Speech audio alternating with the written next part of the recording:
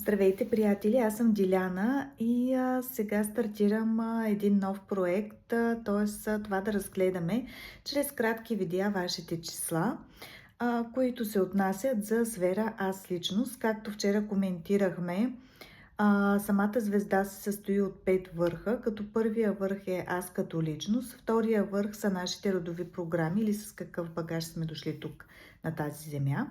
Третия върх е нашата мисия или предназначение, т.е. какво е необходимо да преработим и да проявим тук, като место, работа или собствен бизнес, или нашето предназначение, мисия. Четвъртото число пък ни показва нашият път на живота или взаимоотношенията с другите хора. И петия лъч е нашето здраве, което, както коментирахме, се отключва на по-късен етап от нашият житейски път.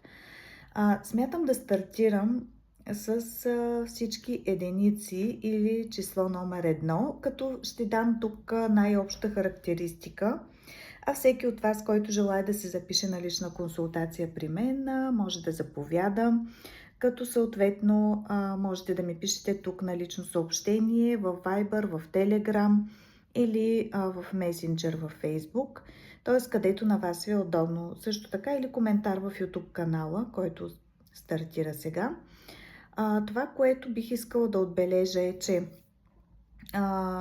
след тези кратки видеа можете да оставите вашата обратна връзка, ако желаете да се развиваме заедно и да продължим напред и да сме си взаимно полезни.